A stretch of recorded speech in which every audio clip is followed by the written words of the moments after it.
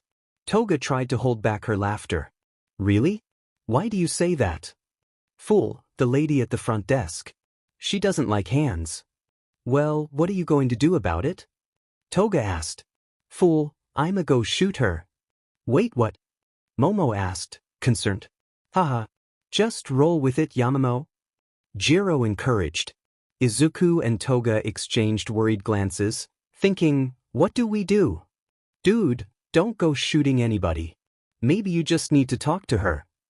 Izuku was determined to confront Shigaraki. Kaminari, still chuckling, expressed his excitement about the situation.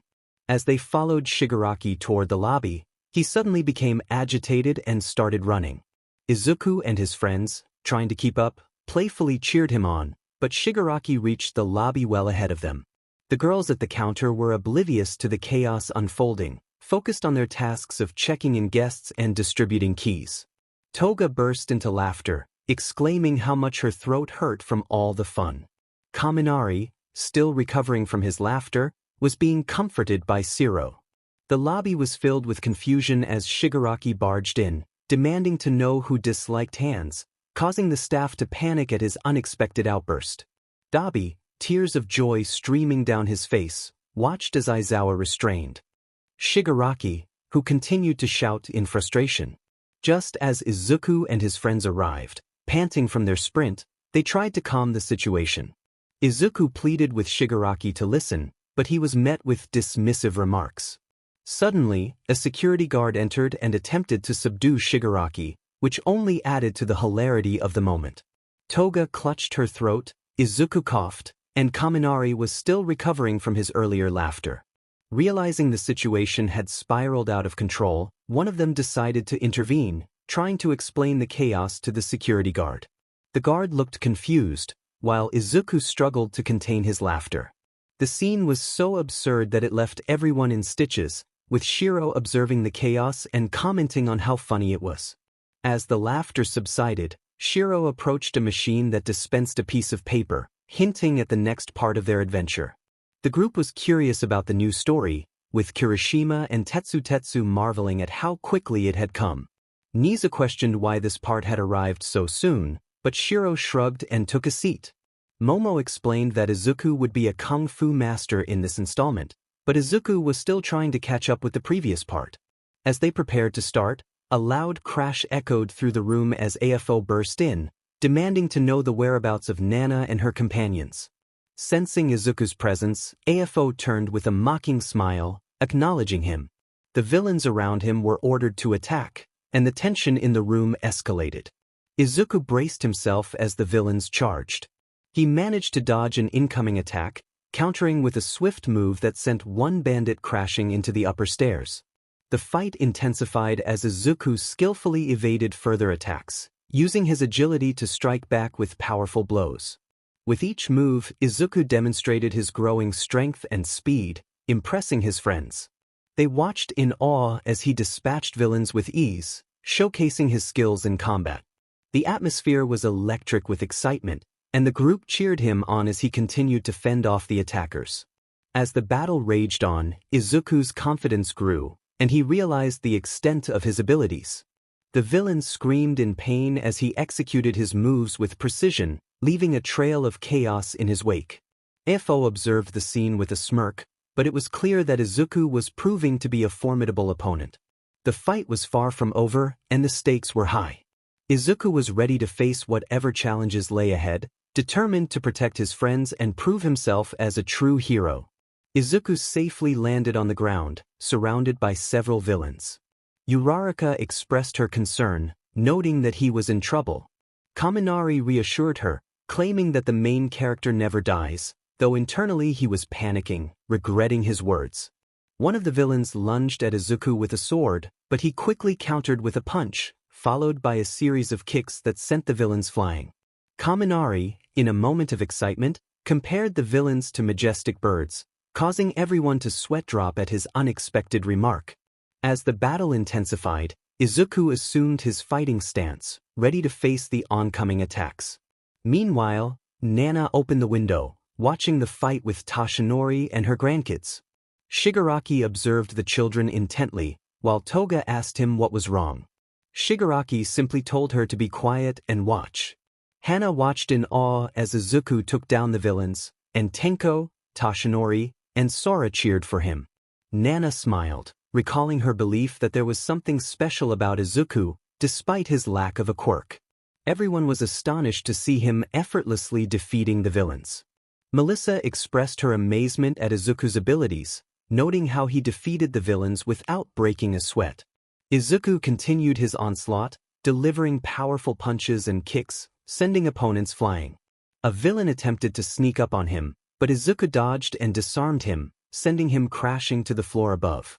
As Izuku executed a series of roundhouse kicks, the sound of a pinball machine echoed in the background, emphasizing the impact of each strike. Bakugo cheered for Izuku's impressive display, while Todoroki admitted he had to agree with Bakugo's enthusiasm. Izuku's relentless barrage of kicks ensured that no villain was safe, and the onlookers were in awe of his prowess. When two villains attacked him from the front, Izuku swiftly countered with a gut punch and a kick that sent them flying. Another villain approached, but Izuku stomped on his foot and delivered an uppercut that launched him into the air. Mirio commented on Izuku's overwhelming strength, while Shigaraki pondered if he had any weaknesses. As more villains charged at him, Izuku executed an overhead throw followed by a high kick, sending them soaring into the air. The camera panned out to reveal several villains falling rapidly, leaving Bakugo bewildered by the spectacle. FO watched from the first floor as his defeated henchmen groaned in pain, realizing they were no match for Izuku. The scene shifted to the group watching the fight, with Mina commenting on how long it was and Toru expressing a desire for some romance. Kirishima and Tetsu celebrated the excitement, while Todoroki noted the lack of clues about Izuku's abilities. Izuku, meanwhile, was busy jotting down every detail of the fight. Later, Shiro announced that they would be reacting to random content again. Izuku, unaware of the first part, was eager to start. Todoroki's curiosity led him to ask Inko about her husband's name, and upon learning it was Hisashi Midoriya, he grew suspicious. He then approached Present Mike, who proudly declared his name was Hisashi Yamada. The group marveled at a new image of Izuku, with Kirishima exclaiming how cool he looked. Uraraka blushed at the sight, while Todoroki complimented Izuku's appearance, leading to humorous speculation about his character. The playful banter continued as they admired various versions of themselves, with Mina expressing her preference for a more rebellious look for Izuku. As the reactions unfolded, the atmosphere was filled with laughter and camaraderie, showcasing the bond between the characters as they navigated their adventures together. The girls exclaimed in delight at the sight before them. Midoriya looked incredibly adorable, and Toru couldn't help but express her desire for a plushie of him. Mandalay joined in, sharing her excitement, while Natsuo laughed heartily at the scene. Miruko, munching on popcorn, noted that it was something one rarely saw. Everyone turned their attention to Miruko, surprised by her presence. She casually mentioned that she had been there the whole time, along with Hawks and Uwabami. Todoroki expressed a wish to wear the cute outfit, prompting Bakugo to question why he would even want to. Todoroki merely shrugged in response. Shiro stood up from his chair and approached a machine, pressing a few buttons until a piece of paper dropped out. He picked it up and showed it to everyone, revealing a picture labeled Number 1 Family. Uraraka was quick to point out that Deku appeared to be married. The revelation left everyone stunned, especially when they learned that Deku was married to a lucky woman.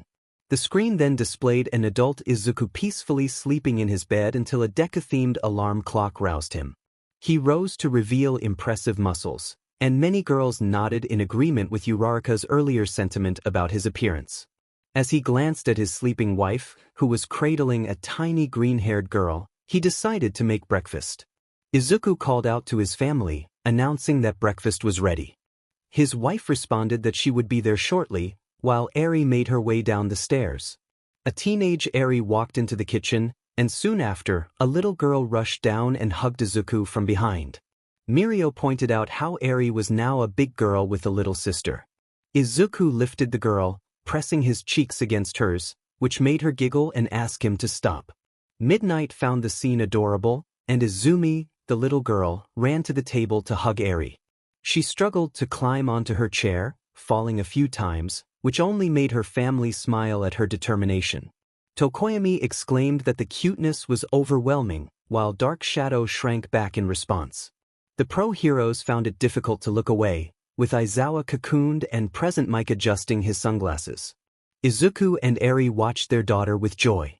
Izumi was soon helped onto her chair, thanking her mother, who had long brown hair and a slender figure. The sight of Uraraka prompted a mix of reactions from everyone, with Uraraka joking about her earlier comment. As they all settled down to eat, Uraraka asked Eri about her acceptance into the hero course. Eri believed she had done well on the test, mentioning her points and how she had helped others. Kaminari expressed his awe at her score, while Mirio explained the strength of her quirk, which could reverse anything she touched. Izuku, however, was caught off guard by Eri's mention of her points. When Eri questioned how he had passed without any points, Uraraka explained that he had saved her from a 0-pointer. Eri was shocked to learn this, but Uraraka assured her that she would find out the details in time. After breakfast, Uraraka washed the dishes while Eri trained in the backyard, and Izuku relaxed in the living room. Suddenly, Izumi jumped onto Izuku's stomach, speaking rapidly.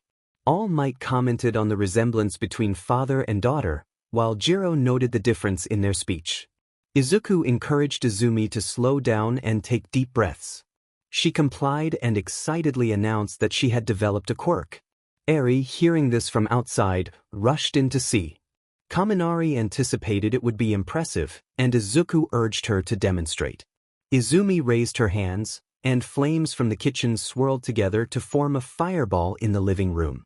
Nijire inquired about the nature of her quirk, and Nizu explained that it appeared to be pyrokinesis, a powerful ability to control fire. Endeavor acknowledged the strength of such a quirk, leaving everyone in awe. Izuku and Eri looked at their daughter with admiration, proud of her newfound abilities.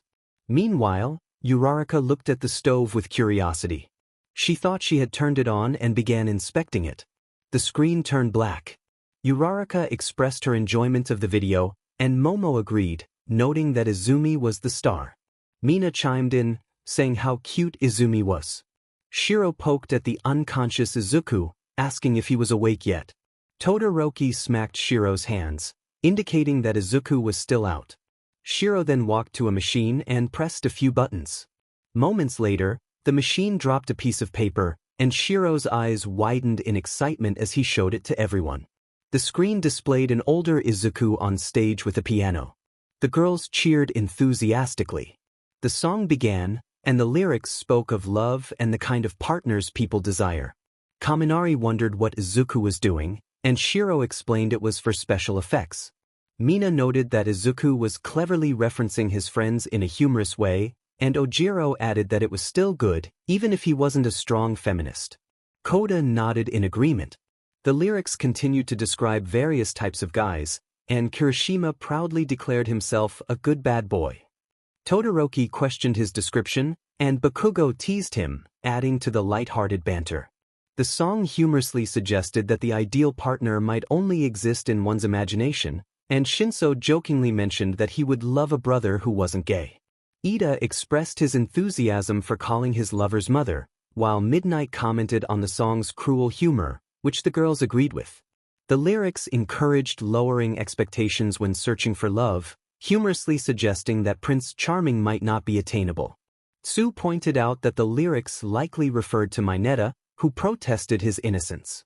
The song continued, humorously addressing the qualities men look for in women.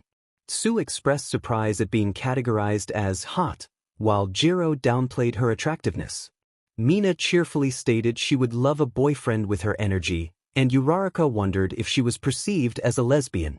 Mei humorously noted her own messy appearance, while Kendo expressed gratitude for being considered attractive. Momo was flattered by the compliments, even if she was unsure about the context. The lyrics took a darker turn, referencing a girl who had died, prompting Toga to ask about the meaning behind it. Midnight couldn't provide a clear answer, and Shinso offered a respectful nod to the girl. The song concluded with a message about love being essential, even on imperfect days. Melissa appreciated the last verse, and Siro agreed that it wasn't as bad as they had anticipated. Shiro reassured everyone that it had turned out well. Shiro announced that they would be watching memes next, which excited Kirishima. The group eagerly anticipated the start, and Mina laughed at a meme featuring Papa Midoriya. Todoroki admitted he would consider him his father if he had the courage to act like that. Midnight commented on the look of crisis on Papa Midoriya's face, while All Might added his thoughts, prompting 𝔻𝕗𝕐𝕐 to remind him to stay focused. Jiro humorously noted that it took a high IQ to understand Kaminari, who felt hurt by the comment. Kirishima offered to translate for Kaminari, but Kaminari insisted it wasn't helping. The group continued to enjoy the light-hearted atmosphere, sharing laughter and camaraderie. Even the kid is buff, Tetsu exclaimed. Jiro wondered why that bald guy's face looked just like Kaminari's when he short-circuited. That just shows not to judge people by how they look, Shiro commented. Monoma was sure All Might was the strongest among the four of them. Actually, that guy with the mustache can create mini-suns, Shiro explained. Nizu nearly spilled his tea. Amazing, with the exact temperature? Endeavor asked. Not exactly. And the kid can cause massive explosions with a single move, Shiro continued. Whoa, that's impressive, Kirishima remarked. Kaminari asked if the bald guy was the weakest. Shiro shook his head. That bald guy can level cities with one punch and possibly destroy planets using only his fist, he clarified. Nizu spilled his tea on 𝔻𝕗𝕐𝕐, All Might coughed, and AFO flinched. That's way too powerful, Kirishima said in awe. Nizu questioned how such a being could exist. Through hard work, sacrifice, and determination, Shiro replied. Shota, what the heck is that? Present Mike asked. I assure you, I do not participate in that kind of action, 𝔻𝕗𝕐𝕐 stated. Liar, Midnight interjected. Holy moly, that's next-level stubbornness right there. Kirishima exclaimed. I'd rather draw 1 billion cards than be nice to that Deku, Bakugo declared. I'm a bit relieved people recognize me, but why would you compare me to a cat? Shigaraki wondered. But look, you two have almost the same smile. Toga exclaimed. I agree with Toga, Shigaraki, you look splendid, Kurogiri added. Now another weird-looking cat, Shigaraki remarked. I think he looks cute. Melissa exclaimed. He doesn't look that bad, Shoji said. That's Bakugo for you. Kirishima laughed. Yuga added while striking a pose. That is the most horrifying image I have ever seen in my life, 𝔻𝕗𝕐𝕐 commented. It's not like you're married or anything, Present Mike said. Yeah, why are you so scared of her anyway? Midnight asked. You don't know what kind of monster she is, Namuri, 𝔻𝕗𝕐𝕐 warned. Oh no, not again, Natsuo sighed. Todoroki thought about how he hadn't noticed that before as he began writing in his notebook. Izuku woke up and saw Todoroki writing. Not this again, he thought. I do not want to do this again. Izuku exclaimed. Midoriya, Todoroki said with his eyes glowing bright red. Look, Todoroki, my father and your father are not in any way related, Izuku insisted. We won't know until I get your DNA sample and my father's DNA sample, Todoroki replied. Everyone laughed. People have bad taste when it comes to quirks, Shinso remarked. That hurt my feelings a bit, Mineta said. Same energy. Siro exclaimed. Yeah. Kirishima added. I look like SpongeBob.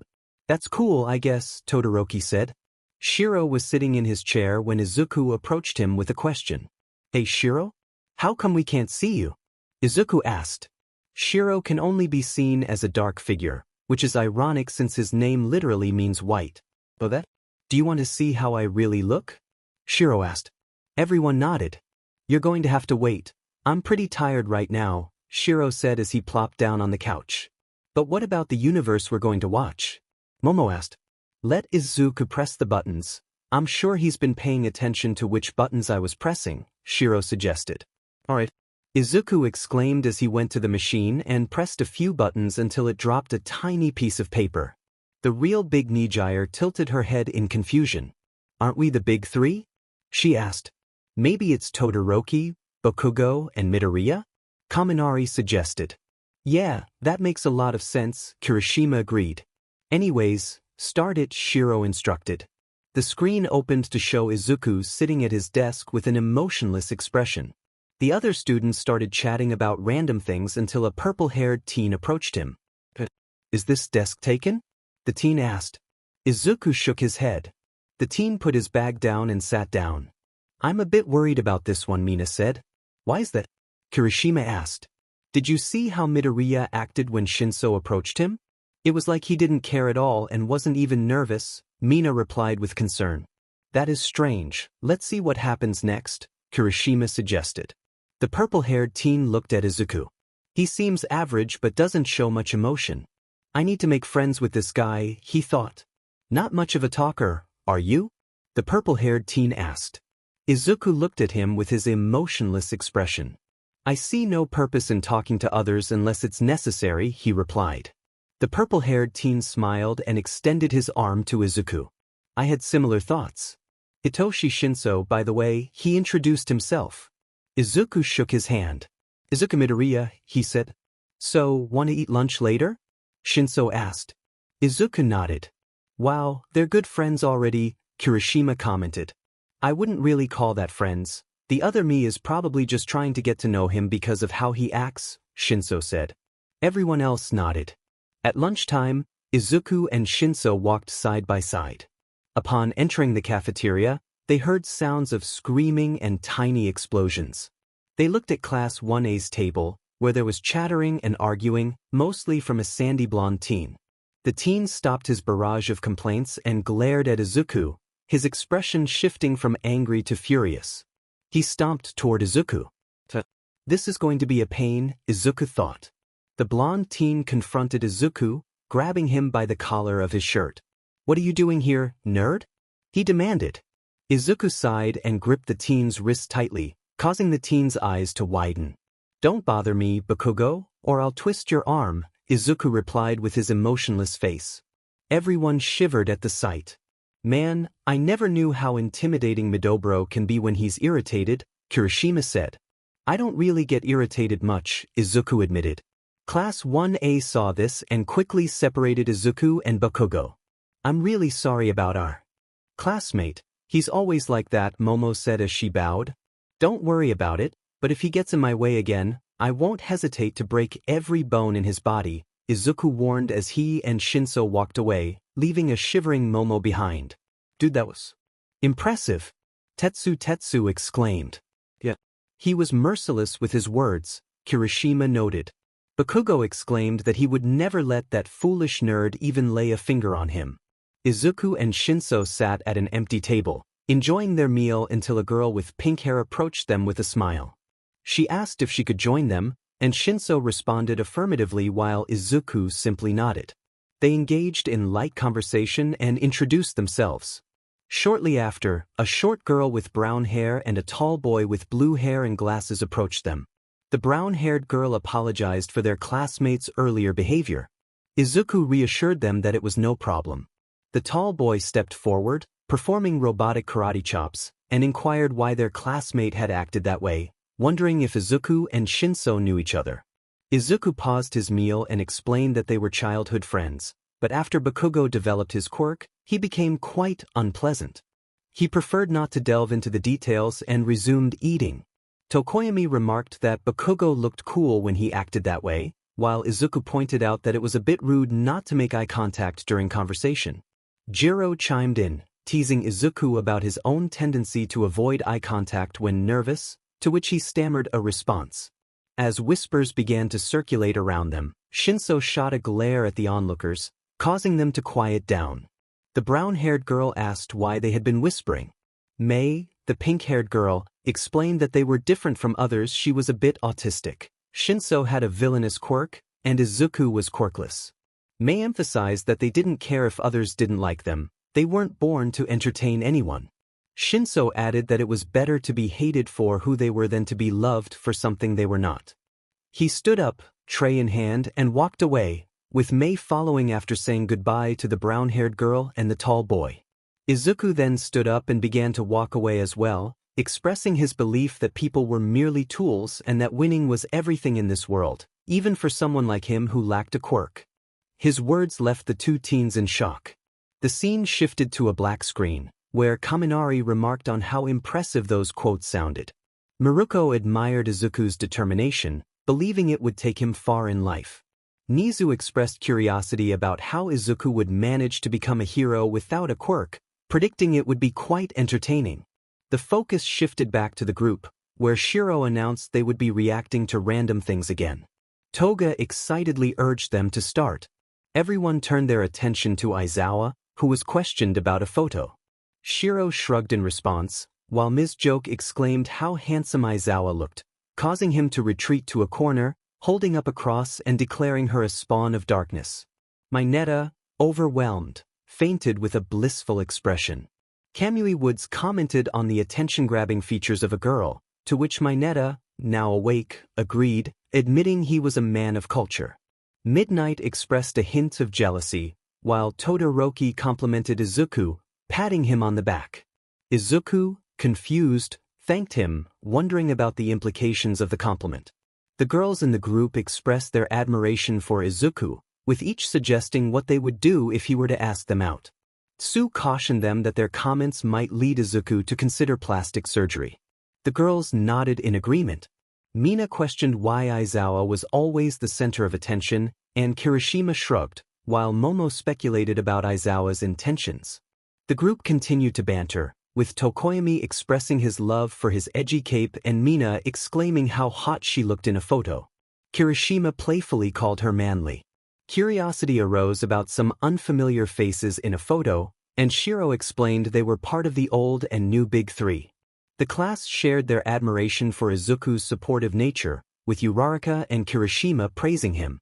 Izuku expressed that he would do the same for his friends and heroes, leading to a group hug from Class 1A. Izuku looked at his mother in confusion, asking if the man in the photo was his father.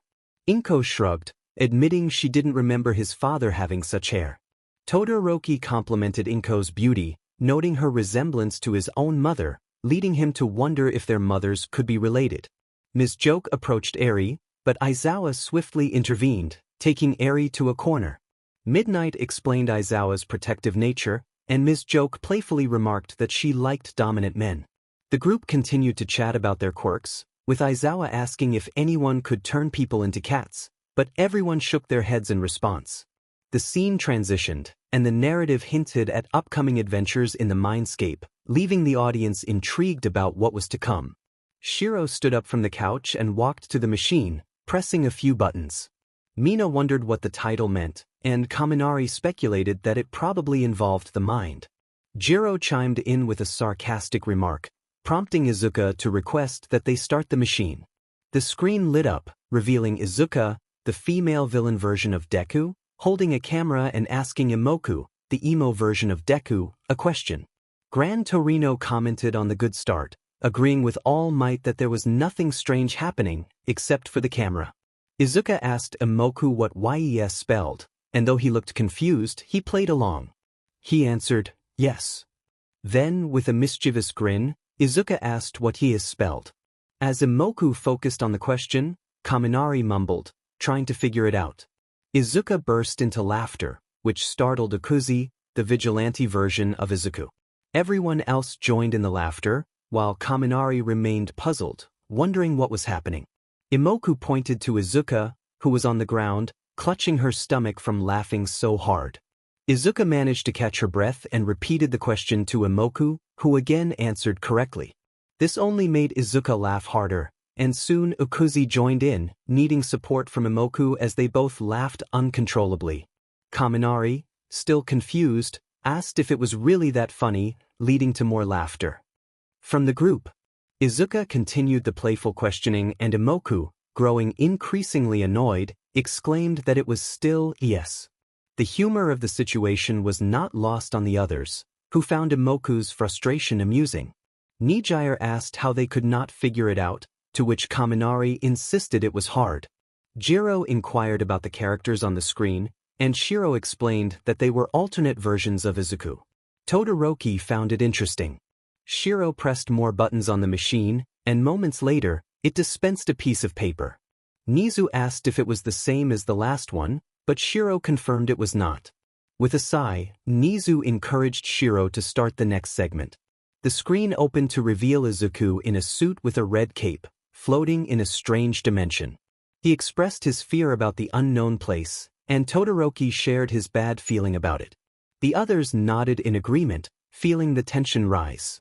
As Izuku floated around, he landed on a peculiar surface and looked at his arm, performing a strange hand motion that caused a glowing object to appear. Kaminari wondered if it was magic, while Mina speculated about its connection to the stone in Izuku's necklace. Kirishima praised Izuku's observation skills, and Izuku nodded in acknowledgement. Suddenly, a giant eye appeared before him, revealing the face of 𝔻𝕝𝕤. Shiro commented on how intimidating 𝔻𝕝𝕤 looked, while Eri and Kota clung to Izuku, frightened. Izuku floated closer to 𝔻𝕝𝕤, declaring that he had come to bargain. 𝔻𝕝𝕤 ominously responded that Izuku had come to die and unleashed a barrage of spikes toward him. Izuku summoned glowing yellow shields to protect himself. The audience watched intently, filled with anxiety as Uraraka pleaded for Izuku's safety. 𝔻𝕝𝕤 fired a purple beam directly at him, and despite his efforts to defend himself, Izuku vanished from sight. Uraraka fainted, along with several others, while Dabi remarked on the anticlimactic nature of the scene, noting the lack of blood. Suddenly, the scene rewound to Izuku confronting 𝔻𝕝𝕤 again. He repeated his declaration and 𝔻𝕝𝕤, now shocked, realized something was amiss. The audience erupted in excitement, celebrating that Izuku was not dead. Kirishima cheered, and Tetsu suggested a celebration afterward, only to be interrupted by Ida's disapproval. Izuku explained that he had the power to manipulate time, which Nizu confirmed. Izuku insisted that this was real, and 𝔻𝕝𝕤, frustrated, responded with a threat. Just then, spikes pierced Izuku, causing him to grunt in pain, prompting Uraraka to cry out in despair. Tears filled the eyes of the audience until Shiro pointed at the screen, where Izuku reappeared, repeating his line to 𝔻𝕝𝕤. 𝔻𝕝𝕤, bewildered, demanded to know what was happening. Izuku explained that he had brought a power from his dimension, one that allowed him to loop time endlessly. 𝔻𝕝𝕤's anger grew, and Izuku braced himself as 𝔻𝕝𝕤's enormous hand came crashing down. Mina remarked on the situation, and All Might agreed that they could not interfere. Izuku reiterated his intent to bargain, and 𝔻𝕝𝕤 warned him that he could not maintain this forever. Izuku confidently replied that he could, declaring that they were now trapped in this moment endlessly. 𝔻𝕝𝕤 threatened that Izuku would spend eternity facing death, setting the stage for an intense confrontation. Yes, but everyone on Earth will live, Izuku responded. I don't know who's scarier, him or that big guy, Shinso remarked. Everyone else nodded in agreement. But you will suffer, 𝔻𝕝𝕤 declared. Pain is an old friend, Izuku replied. Izuku gazed at his reflection on the screen, sadness washing over him as he remembered that he and pain were old friends too. When he said, pain is an old friend, I felt that, Shinso commented. Izuku frowned, acknowledging the sentiment. 𝔻𝕝𝕤 unleashed a beam of purple energy that seemed to disintegrate Izuku, but he reappeared. 𝔻𝕝𝕤. Izuku began, but he was suddenly pierced by 2 spikes and vanished again. I've come to bargain, he stated, only to be struck by another attack. He reappeared once more. 𝔻𝕝𝕤. The screen showed him getting pierced by spikes, then entangled by tentacles, and finally struggling for breath as 𝔻𝕝𝕤 fired beam after beam at him. Despite the onslaught, Izuku defended himself and fell to the ground. To be honest, now I'm not even worried, Uraraka said. Me as well, Todoroki added, and the others agreed. Izuku slowly rose from the ground, placing his hands on the ground for support. You will never win, 𝔻𝕝𝕤 taunted. Izuku pushed himself up. No, but I could lose. Again and again. Forever. And that makes you my prisoner, he replied. 𝔻𝕝𝕤's eyes widened in disbelief. No, he shouted as spikes rained down on Izuku. Stop! 𝔻𝕝𝕤 yelled again. Izuku appeared again, looking at 𝔻𝕝𝕤. Make this stop! 𝔻𝕝𝕤 exclaimed, desperation in his voice. Set me free, he demanded. No. I've come to bargain, Izuku said with a small smile. I'm shocked he's still able to smile like that after all the pain he just went through, Mandalay remarked. He said it himself, right? Pain is an old friend, Tiger replied. Yeah, I guess so, Pixie Bob added. What do you want? 𝔻𝕝𝕤 asked, waiting for an answer. Take your presence from the earth and your assault on my world. Never come back. Do it, and I'll break the loop, Izuku proposed. FO glared at him, enraged, but ultimately complied. Did he just make him rage quit? Kaminari asked, astonished. He sure did, Shoji responded. That was so funny. Haha. Kaminari laughed. We're watching memes today, Shiro announced. Good, I need a good laugh right now, Jiro said. Alright, let's start. Everyone burst out laughing. Their reactions are so funny, Kirishima exclaimed. I like how Bakugo was also shocked, Shiro noted. Meh, don't really like it, Uraraka commented. My reaction is too unrealistic, Todoroki said. That is way too specific, Midnight remarked. Haven't experienced that yet, Mineta stated. You won't experience it is what you mean, Tsu replied. True, Mineta agreed. Ha, true. That's true, Toga exclaimed. I agree on that, Izuku added. I wonder who that guy is, Kaminari pondered. Probably just some nerd like Deku, Bakugo replied. Dimin. She's mad, Kaminari noted. I guess that's funny, Izuku said, feeling a bit embarrassed. Rip to All Might, Present Mike said. It what? All Might asked in confusion. I knew it, Present Mike replied. DMN she's tough, Kaminari commented. Can you stop?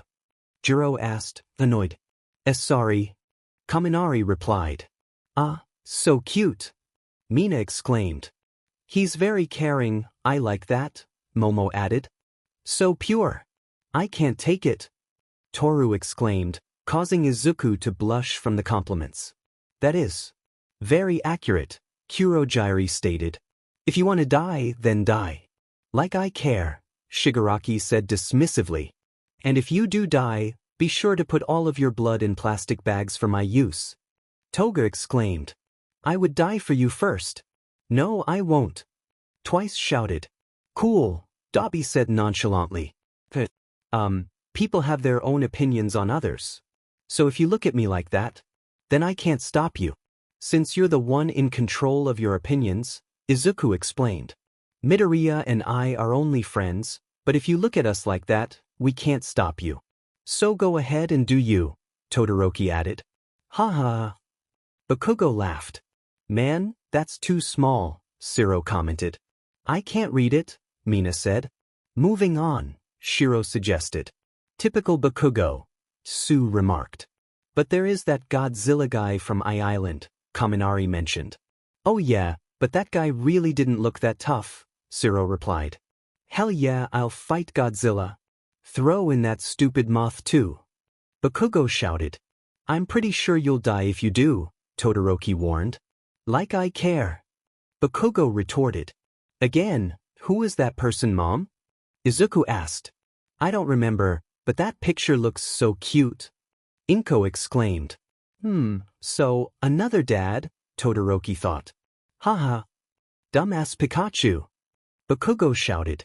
Please stop, Kaminari said, hiding his face in embarrassment.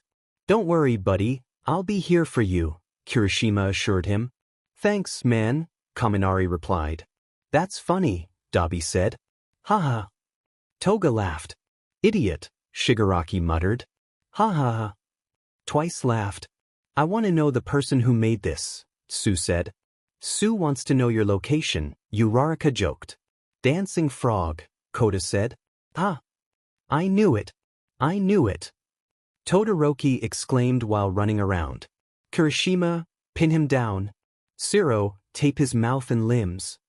Izuku commanded. Kirishima activated his quirk and pinned Todoroki down, while Shiro used his quirk to tape Todoroki's mouth and limbs. Phew. I didn't think he would resist that much, Kirishima said. Yeah, he's totally hooked on this love child theory and stuff, Shiro replied. I decided to start with a meme chapter. After watching Your Name, 2 days ago, a deep emptiness settled in my heart. Every time I thought about the anime, a wave of sadness washed over me. Yet, it was a small price to pay for experiencing such a masterpiece. I hoped everyone enjoyed this chapter, and I looked forward to the next one. But this was all for my survival. My family had gone to visit my uncle for a few days, and I couldn't understand why they would do that with a virus spreading. The only ones at home were my cousin and me. She asked about my hobbies, and I mentioned that I write anime fanfiction. Her excitement was overwhelming, and she insisted that I write a chapter just for her. I agreed and asked what she wanted to read, to which she enthusiastically replied with a request for yaoi. Upon hearing this, I felt a wave of anxiety. I tried to reason with her, but she wouldn't relent. She threatened to reveal the numerous fanfiction files I had on my computer if I didn't comply. Not wanting that to happen, I reluctantly accepted her request. I asked her what pairings she wanted to see: Todoroki x Izuku, Bakuga x Izuku, or Shinso x Izuku. I felt a pang of guilt for my fellow fans, but I hoped they would understand that this was all for my survival. Shiro stood up from the couch and approached the machine to check what had been generated. After pushing some buttons, a piece of paper dropped, which he revealed to everyone. It read, Dr. Stone PT2. Nizu expressed his excitement, while Izuku questioned whether he would be studying rocks. Todoroki clarified that Izuku was a genius who had been petrified, and Izuku was eager to see how his intelligence compared in this scenario. As the screen lit up, it displayed wolves howling in the night, followed by scenes of a dilapidated house overrun by monkeys. The imagery shifted to cities engulfed in greenery, with humans petrified. The sight of Kirishima's petrified body shocked everyone, filling them with dread for those affected. Kaminari, visibly shaken, wondered if this was the fate of all those who had been petrified. Ibra lamented the horror of it all, while Tokoyami reluctantly admitted defeat in their previous discussions. Kirishima, determined, proclaimed that he would survive by sheer willpower, no matter how long it took, vowing to tell Mina his feelings. The visuals continued to unfold, showing cities flooding and a dam breaking. Kirishima remained resolute, despite the passage of time. He pondered how many decades or even centuries had passed, vowing not to give up on his promise to Mina. The screen then depicted a city near Mount Fuji, completely reclaimed by nature. Toru admired Kirishima's determination, while Uraraka expressed sympathy for those petrified. Momo questioned the cause of the petrification, and Nizu encouraged them to find out more. Jiro asked how many years were in a millennium, and Momo explained it was 1,000 years. The screen then showed Kirishima in a cave, droplets of liquid falling on him. As the stone around his eye cracked, he broke free from his petrified state, exclaiming his newfound freedom. He looked around, realizing the fate of others who had also been petrified. While he was initially unaware of his state, he soon recognized the gravity of the situation. Kaminari couldn't help but laugh at Kirishima's predicament, but Shiro reminded him to be considerate. Kirishima, reflecting on the time that had passed, paid his respects to a petrified girl, expressing his sorrow. He then found a river and drank from it, hoping to follow it back to familiar territory. As he walked, he recalled a moment with Mina outside a vet's office before school. She had teased him about his silly ideas, and he felt embarrassed to have run into her in such a state. The memory faded as he continued his journey, ultimately leading him to a large camphor tree where he found Mina, petrified but unmistakable. He marveled at her resilience, celebrating her survival even after all those years. This whole time, Kirishima had been kept from breaking apart by Mina's strength. He looked at her for a few moments, filled with regret. He expressed his sorrow for not being able to protect her, acknowledging that she had been the one protecting him all along. It was because of her that he had managed to survive in the hopeless darkness for hundreds, even thousands of years. Finally, he felt ready to say what he had been holding back for so long. Tears welled in his eyes as he recalled a memory of Mina smiling under the camphor tree. He had loved her for all those years. Shiro commented on the difficulty of Kirishima's situation, while Tsu commended him for holding on to his feelings despite everything. Ibra agreed, finding it admirable. Kirishima stood up and gazed at Mina's petrified body, climbing the camphor tree and striking it in determination. He vowed to save her, unsure of how but resolute nonetheless. As he examined the markings carved into the tree, he read the message: "Follow the river downstream, you big oaf." Kirishima took the advice and ran down the river, pausing to catch his breath. Kaminari recognized the phrase and exclaimed that only Midoriya would call Kirishima a big oaf. Izuku, surprised, was called out by his friends. Kirishima was excited to see Izuku in action, and Nizu found the situation intriguing. Kirishima was soon met with a sight that brought him joy: Izuku, dressed in primitive clothing and holding tree branches. Kirishima lunged at him, overwhelmed with happiness. Izuku, however, playfully protested against the embrace. Kaminari was thrilled that the two had finally reunited, while Izuku noted that he felt a bit different. Nizu remarked on Izuku's scientific nature, and 𝔻𝕗𝕤𝕦𝕧𝕖𝕣 wondered about the effects of the coffee he had given Nizu.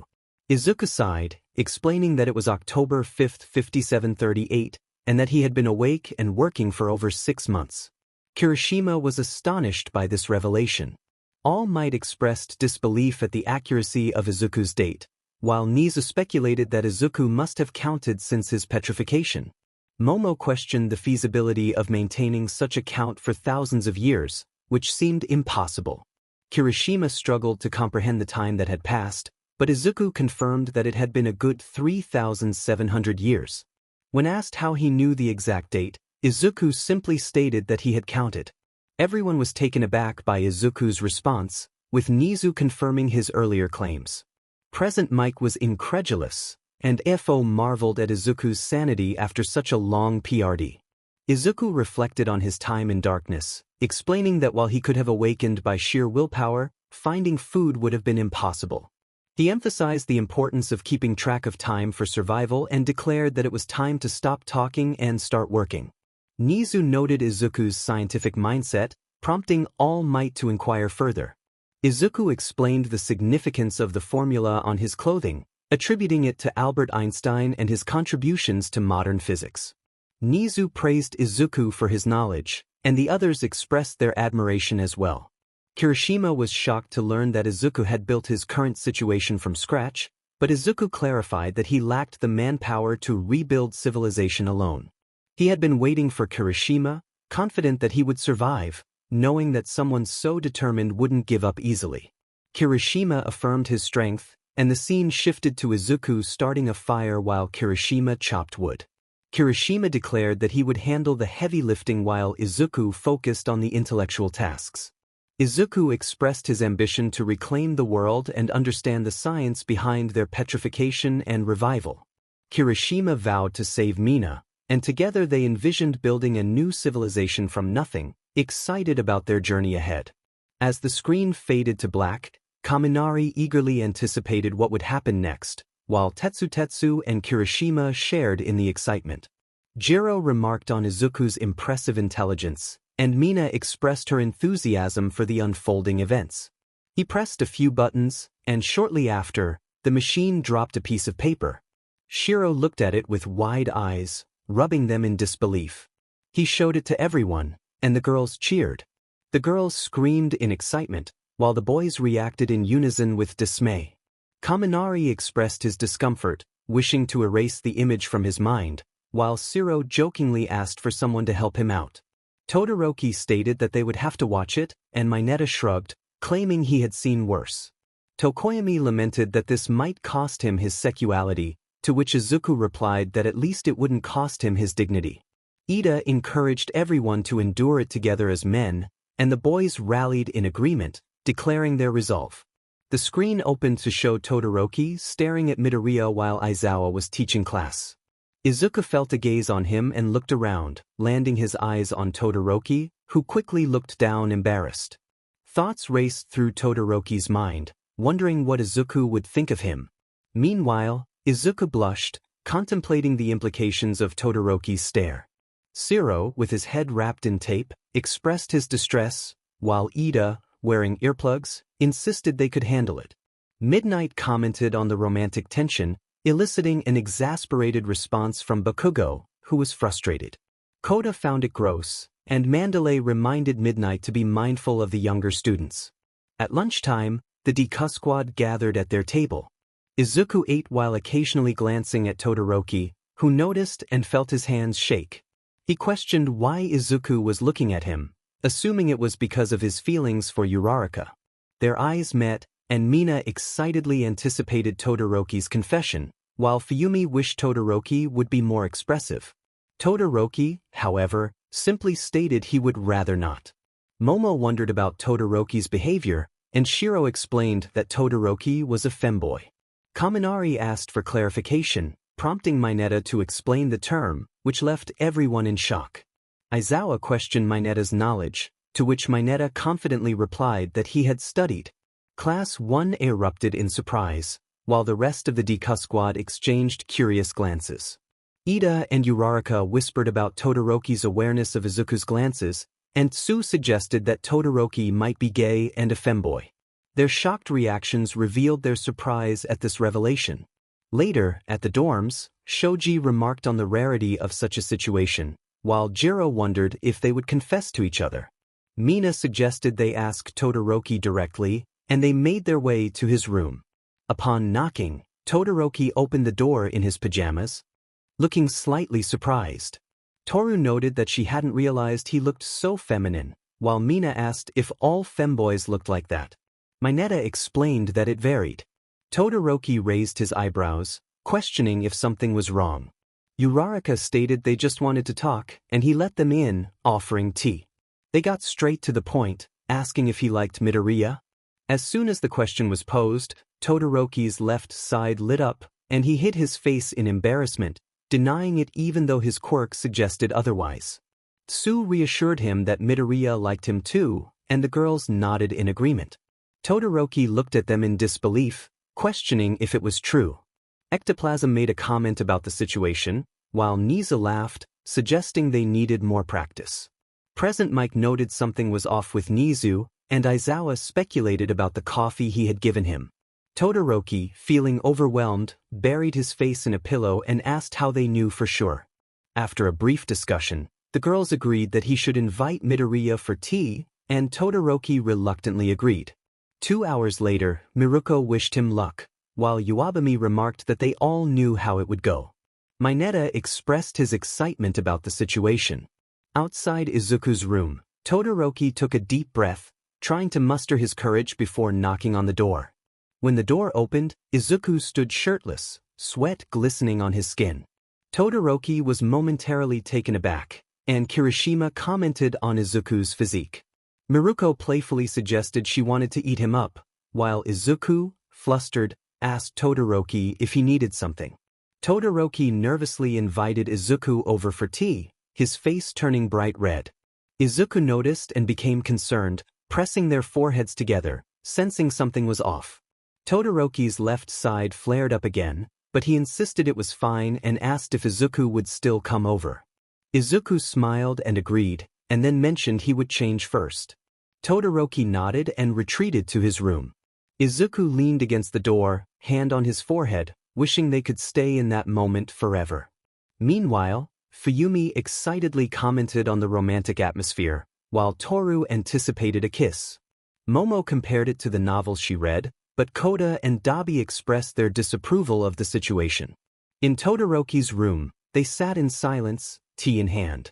Izuku's mind raced, unsure of what to say, and Todoroki felt the same pressure. Both were sweating, contemplating whether this was the moment to confess their feelings. They spoke simultaneously, apologizing and insisting the other go first. After some back and forth, Todoroki finally confessed his feelings for Izuku, expressing admiration for his bravery and selflessness. He declared his love, but reassured Izuku that it was okay if he didn't feel the same. In a sudden burst of emotion, Izuku pinned Todoroki to the futon, their faces close and fingers intertwined. The girls watching from outside squealed in excitement, while Kaminari, Shiro, and Tokoyami reacted with humorous despair.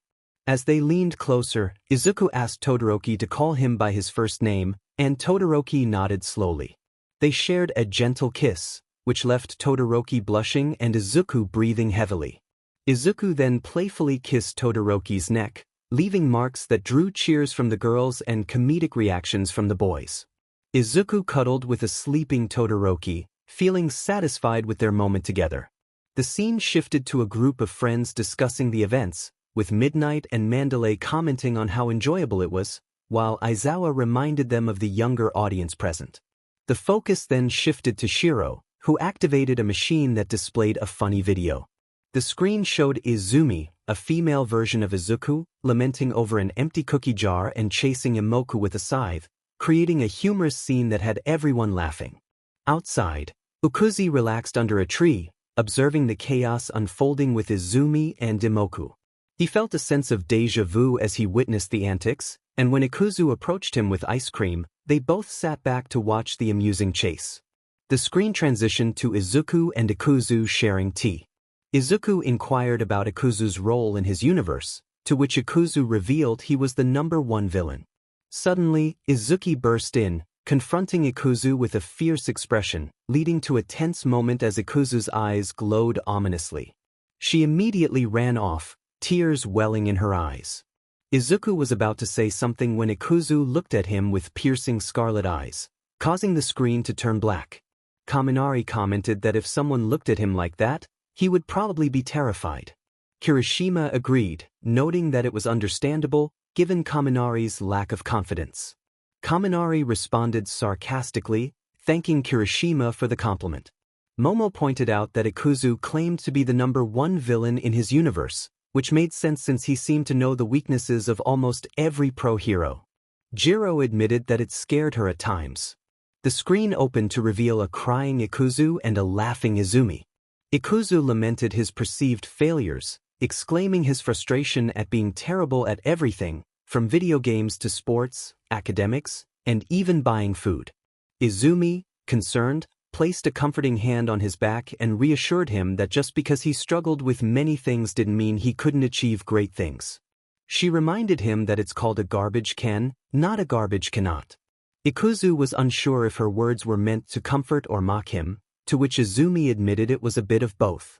The screen turned black again, and Kirishima laughed, questioning the quality of Izumi's poetry. Mina suggested it was the kind that could inspire and annoy at the same time.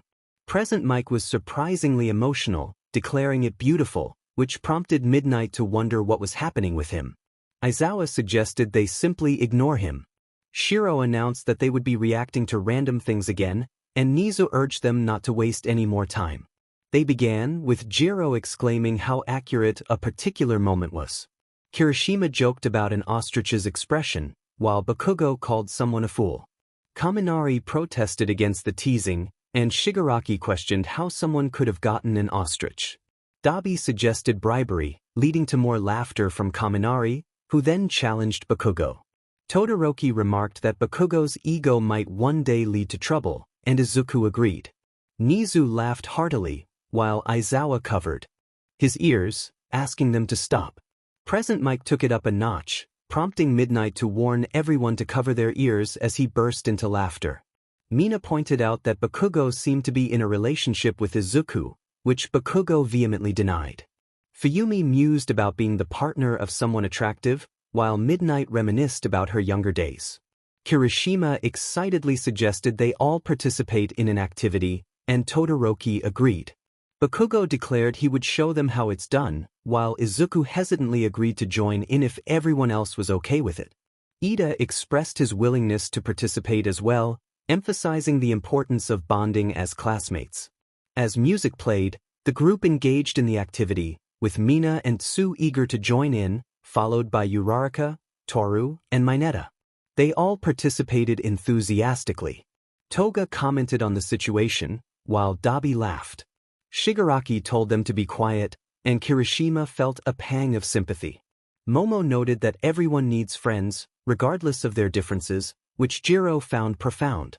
Ojiro quoted a saying about not judging a book by its cover, while Tokoyami shared a thought that had shaped him. Kaminari humorously remarked on the wisdom of the quote, leading to more laughter. Izuku then reflected on Momo's quirk, explaining its potential dangers. He suggested that if she were to unlock its full capabilities, it could pose a significant threat to humanity. Momo was taken aback, realizing the weight of her abilities. Izuku reassured her that her quirk was powerful, and he was surprised that even the villains were unaware of its full potential. The villains exchanged glances, feeling overwhelmed by the conversation. Kaminari admitted it was a lot to process, while Kirishima echoed that his mind felt numb. Mina expressed her discomfort, and 𝔻𝕤𝕤𝕤 pointed out that they had arrived at a troubling conclusion based on just an image. Bnha excitedly noted that they shared the same eyes, while Kaminari humorously compared a bald figure to his own expression when he short-circuits. Shiro explained that the figure had lost his emotions in exchange for power. Eri expressed her excitement about the idea, while Kirishima wondered about the identity of the mysterious figure. Shiro casually remarked that it was merely an old man. Shiro approached the machine and started pressing a few buttons. Moments later, the machine dispensed a piece of paper titled Campfire Song. Eri found the concept enjoyable, and Koda agreed enthusiastically. However, Shigaraki voiced his skepticism, suggesting that the title hinted at something overly wholesome, which did not appeal to him. Dabi simply hummed in response, pondering the situation. The screen opened up to show Jiro playing her guitar while Kaminari sang beside her. Kaminari expressed that things couldn't be worse when one's parents run the universe. The group joined in, echoing his sentiment. Kaminari continued, sharing that his father was Hermes, the messenger god, known for his winged shoes. He lamented that he would wait by the phone, but it never rang. Present Mike commented on Hawks being a bad father, to which Hawks admitted he didn't want any kids. 𝔻𝕤𝕦𝕬𝕬 asked if he wouldn't even deny it, and Hawks shook his head in response, prompting agreement from the others. Kaminari reflected on how tough life could be when one's dad was a god, recalling a brief encounter with his father that was more than enough for him. Shiro remarked on the difficulty of having a father who wasn't there to watch him grow up. Izuku agreed, expressing his understanding. Bakugo chimed in, revealing that his mother was Athena, the goddess of wisdom, depicted in a flashback wearing Spartan armor. He noted her strictness, mentioning her aversion to gluten and relationships, and humorously counted with his fingers. He recalled that if she came to camp, it would be a surprise. Bakugo then shared that his stepmother disliked him and that his father worked all day, leading to a flashback where he carried an injured Kaminari on his back. Kaminari questioned why Bakugo sounded like a girl and why he was injured, to which Shiro jokingly suggested it was due to helium. The group sang again, lamenting their circumstances. The screen displayed the godly parents of their friends, including Momo as Demeter, Jiro as Apollo, Ida as Hermes, Uraraka as Hestia, Todoroki as Hades, Tetsutetsu as Hephaestus, Kirishima as both Hephaestus and Pan, Tamaki as Pan, and Izuku, who was left puzzled. Nijire wondered why one of them was unknown, and Mirio speculated that perhaps their godly parent was too important to reveal. Kaminari prompted the next person to share, and Momo excitedly announced her mother was Demeter, the goddess of grain, who loved rain but found planting to be a chore. Kirishima eagerly took his turn, declaring himself a child of Pan, the god of the wild. He humorously noted that while Pan wasn't really his dad, he felt a connection. Bakugo questioned the creature shown alongside Pan, and Jiro made a cheeky remark about Fatgum's involvement. Fatgum, overhearing, playfully protested. Tamaki shared that his father had gone on a hike to explore new frontiers and hadn't been seen for thousands of years, leading to a moment of shared emotion with Kirishima. Kaminari pointed out that at least Tamaki's dad had a noble reason for being absent, unlike others who simply disappeared. The group continued to sing about their struggles with their godly parents. Tokoyami revealed his parentage to Nemesis, while Bakugo mentioned Ares, and others followed suit. When Izuku asked Aizawa about his father, the revelation that Kronos had eaten his children shocked everyone. Tsu remarked on how terrible that was, and 𝔻𝕤𝕤𝕬𝕬 added to the horror of the situation. Kaminari declared Aizawa the winner of the Worst Parent contest, and the group agreed. Kaminari then turned to Bnha, who revealed her mother was Aphrodite, the goddess of love. The group reacted with a mix of humor and embarrassment as Bnha described her mother's antics, including stealing her mascara and disrupting her dates. As the song continued, Izuku hesitated to share about his own parentage, mumbling that he didn't know who his godly parent was. Kaminari encouraged him, assuring him that many half-bloods were in the same boat. Izuku expressed his frustration about his unknown father, lamenting that he might be the worst and that his life was a mess. The group cheered him on, and Izuku hoped his father would show up someday so he could express his feelings. They sang together again, emphasizing their bond despite their absent parents. Kaminari sweetly cupped Izuku's cheeks, reminding him that their friendship mattered more than their family issues. As the screen faded to black, Eri exclaimed how cool it was, and Koda expressed his desire to see it again. Dabi admitted it was entertaining, and Mr. Compress agreed enthusiastically. Shiro walked over to the machine and began pressing some buttons. After a few seconds, the machine dropped a piece of paper with the words, "Wandering a Haunted Forest." Eri and Koda were visibly shaking from what was about to play. Eri, in a terrified and worried tone, asked if their father would be all right. Izuku smiled and picked her up, pressing their foreheads together. Luckily, 𝔻𝕗𝕐𝕐 was asleep, using his wings as blankets. "I'm going to be fine, Eri. I'm strong, remember?"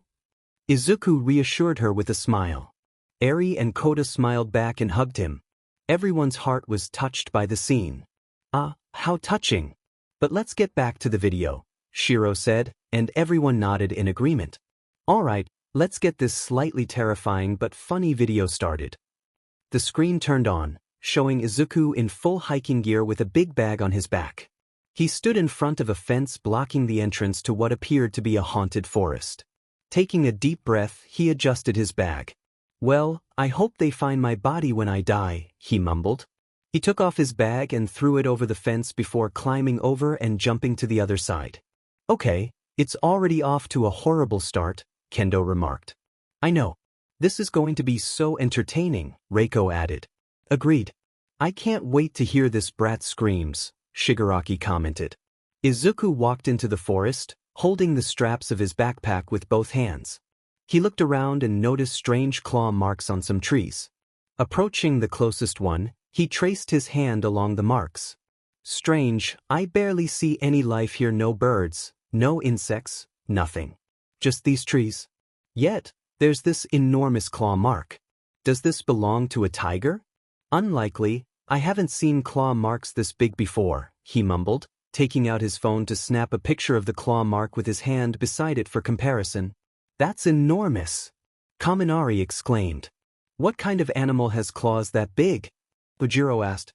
"Don't know, but I wouldn't want to find out," Kirishima replied. Izuku continued walking for 20 minutes until he spotted something on one of the trees. He moved closer, his eyes widening in surprise. "Is that a page?" he wondered aloud, walking over to the tree. He picked up the page, traced his hand over it, and tucked it into his pocket. "This has to be fake. There's no way she's real. But there is no life here, and I doubt someone would scatter pages around the forest.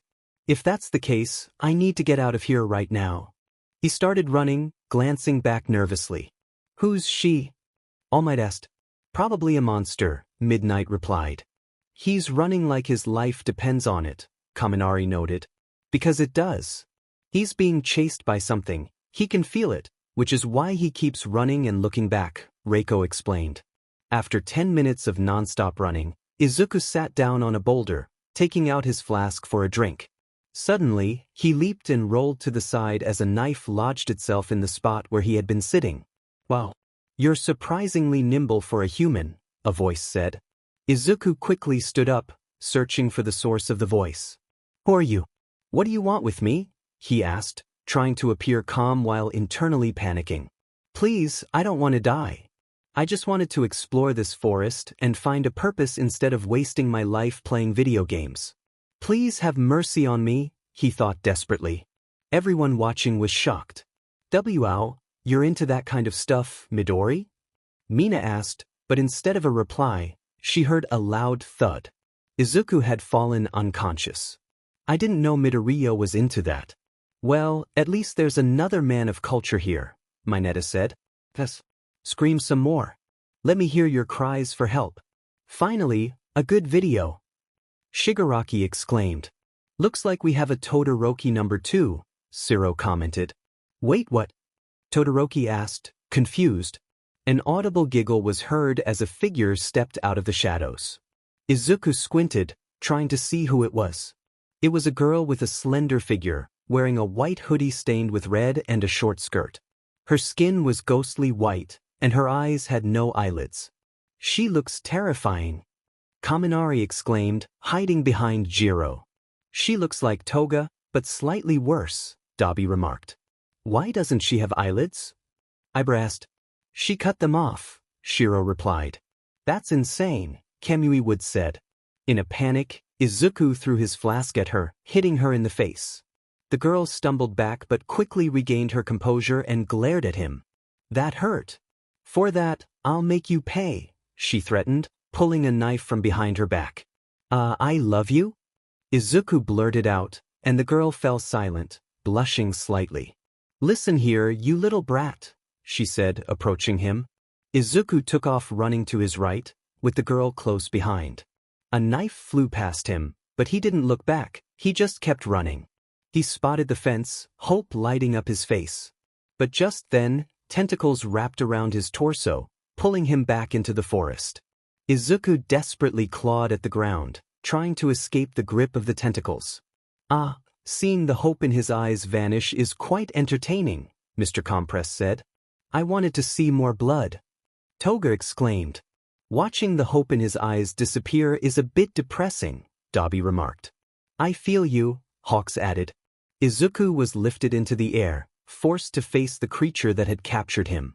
It was a tall, pale woman with no face and long, black hair, dressed in a business suit. He paled, and after a few moments, he passed out. The screen turned black. Not going to lie, it wasn't that scary, Miruko said. True. It needed more intensity, but at least it was funny, Reiko added. The other girl was cute, though, Mineta said. For once, I actually agree with you, Mineta, Kirishima replied. Izuku was jolted awake by Todoroki, who was shaking him. After a few moments, Izuku finally opened his eyes and confirmed that he was indeed awake. Todoroki expressed relief, and Shiro approached a machine, pressing buttons until it released a piece of paper. The screen lit up, revealing Izuka and Izumi dressed in traditional yukatas, each holding a bow. Arrows. A text appeared above the screen that read, Girls at the Archery Range. May wondered aloud if there was a difference in how boys and girls performed certain activities, to which Shinso replied that it was surprising she didn't know, given her time spent in the lab. Izuka expertly positioned her arrow on the string, drew it back, and released it, hitting the bullseye on a tree bark. Izumi's eyes sparkled with admiration as she exclaimed how impressive it was. Izuka smiled and was asked who had taught her such precision. She explained that AFO had trained her to be All Might's rival, almost like a father figure. Izumi was fascinated and bombarded Izuka with questions about her training, while Tamaki and Mirio observed, noting how similar Izumi was to Nijire.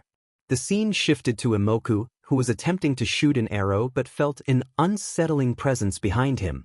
He turned to see Izuku, Ikuzu, and Ukuzi approaching, their faces obscured by shadows. Imoku began to sweat nervously and asked if they needed something, but they remained silent. His unease grew as Ukuzi dropped an arrow with a golden arrowhead, which caught Imoku's attention. Kirishima questioned the arrow's nature, while Momo noted its unusual color. Shiro expressed excitement about what was to come. Imoku, confused, asked what he was supposed to do with the arrow, to which Ukuzi suggested he stab himself with it, and the others nodded in agreement. Imoku was taken aback, unsure of how to respond. Imoku exclaimed in disbelief, questioning the sanity of those around him. He felt a surge of panic as he threw something at Ukuzi and began to run away. Frustrated, he muttered to himself about always being the one chased, recalling his previous encounters with Izumi and now these unpredictable individuals. Looking back, he noticed Izuku, Ukuzi, and Ikuzu closing in on him. Ukuzi instructed Ikuzu to bind Imoku, and Ikuzu complied, causing dark tendrils to rise from the ground and wrap around Imoku. Mina commented that it was worth a try, while Momo questioned the logic behind using an arrow on him. Todoroki speculated that whatever they were after must be important. Mineta, feeling uneasy, remarked that he had seen enough disturbing things to sense trouble. Imoku squirmed in confusion, asking why they were targeting him. The trio laughed, with Izuku clarifying that they were not trying to harm him but rather give him a stand. Imoku blinked in surprise as he took a closer look at the arrow, his eyes widening in realization. He asked how they had obtained it, and Ikuzu explained that Izuku had found it in the backyard. Curious, Izuku inquired about the portal, and Shiro elaborated that in their world, the Mindscape, 2 portals opened each year, dropping random items from different universes, including the stand arrow. Kaminari asked what a stand was, and Shiro's gaze landed on Mineta, who smirked as he began to explain. He described a stand as a psychic entity generated by its user, possessing extraordinary abilities that could be used for good or evil. He mentioned several stands with unique powers, including one that could stop time and another that could revert actions to a state of 0, nullifying them entirely. Everyone listened in awe, their jaws dropping at Mineta's detailed explanation. Kaminari expressed his confusion but acknowledged Mineta's intelligence regarding anime. Imoku, feeling desperate, pleaded not to be stabbed with the arrow, but his words went unheard. Akuzi, without hesitation, pierced Imoku's chest, causing his eyes to widen in shock before they closed. The trio looked down at Imoku's lifeless body, and Ikuzu remarked that he had died, slowly walking away with Akuzi. Mina questioned their indifference, while Todoroki noted that he understood their reluctance to involve themselves with a corpse. Mineta had expected such an outcome. Izuku hesitated before walking away, and as they distanced themselves from Imoku's body, music began to play in the air. Akuzi's eyes widened in surprise as they turned to see Imoku striking a pose with a golden humanoid figure hovering beside him. The scene shifted to a barren wasteland where a tall man dressed in a plague doctor outfit walked with a cane marked with the number 6. He spotted a gleam in the distance and approached it, discovering an arrow that appeared ordinary except for its golden arrowhead adorned with a beetle. He picked it up, examined it in silence, and then walked away. Mina wondered who the man was, while Izuku noted that he didn't resemble any of his alternate selves. Shiro hinted that there was more to the Mindscape than they realized. The narrative transitioned to a lively scene where Toga expressed her desire for excitement, slamming her hands on Shiro's chest. Shiro explained that he had no control over the universe they were observing and moved to the machine, pressing buttons until a piece of paper dropped, revealing their next adventure, hunting a mythical creature. Eri asked if it would be like the last time, and Shiro reassured her that this one would include comedy. Koda eagerly urged them to start, and the screen displayed Izuku, Bakugo, Kirishima, Todoroki, and Ida inside a van, with Izuku driving and Todoroki seated beside him. Bakugo, annoyed, asked what they were doing, and Izuku excitedly announced that they were hunting the infamous Wendigo. Kaminari and Jiro questioned what a Wendigo was, leading to Kaminari's teasing laughter. Jiro retorted, telling him to be quiet. Izuku began to explain that the Wendigo was a mythological creature from the folklore of the First Nations Algonquian tribes, embodying gluttony and greed. He described how a human could become a Wendigo after their spirit was corrupted by greed or weakened by extreme conditions like hunger and cold. In other legends, humans become Wendigos when possessed by a prowling spirit during a moment of weakness, Izuku explained. Nizu felt a sense of pride swell within him. Kaminari observed the scene and remarked that they looked pretty much defeated. Todoroki doubted they would actually die since it was a comedy genre. Shinso agreed, and Bakugo questioned why they were even doing this. Kirishima, enthusiastic from the back seat while munching on a cookie, declared that it would be incredibly cool. If the creature really existed and they managed to find it, they would be the manliest of men. Mina anticipated Kirishima's response, and he defended his excitement by saying it was in his blood. Tetsuya chimed in, agreeing that men had to express such sentiments. Bakugo turned to Todoroki, asking for his opinion. Todoroki thought it would be nice since they hadn't had much fun since school started. Ida nodded in agreement, performing karate chops in the background. Bakugo sighed, realizing he was outnumbered. After a few hours of driving, they arrived at the woods and began their trek to the cabin, which was situated next to a large lake.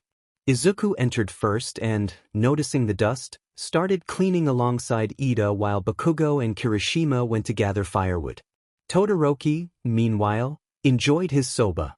Kaminari commented on how relaxed Todoroki seemed, to which Todoroki replied that he liked it too. After a short while, Bakugo and Kirishima returned with firewood just as Izuku and Ida finished tidying up the cabin. They unpacked their bags and laid out their hunting equipment on the table for examination. Kirishima asked what they had to work with. Izuku held up cameras and bear traps, while 𝔻𝕐𝕦𝕦𝕧𝕖𝕣𝕤𝕐 pondered their effectiveness against a Wendigo. 𝔻𝕐𝕦𝕦𝕧𝕖𝕣 expressed skepticism about the creature falling for such simple tricks, and Melissa agreed. 𝔻𝕻𝕦 inquired if they had a drone, and Todoroki produced one from his bag. 𝔻𝕻𝕦 then asked if they had meat, and Bakugo revealed a container filled with it, prompting 𝔻𝕻𝕦 to suggest setting up the cameras around the forest before nightfall. Everyone nodded in agreement. Izuku asked who would go, and Bakugo and Kirishima eagerly raised their hands. 𝔻𝕻𝕦 handed them the equipment, and they left after changing into hiking clothes. Todoroki, feeling bored, suggested playing a game of chance.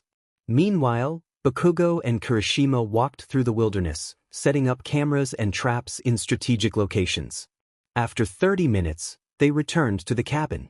Kirishima was about to sing when he was met with a shocking sight. Izuku was holding a toy gun to Todoroki's head.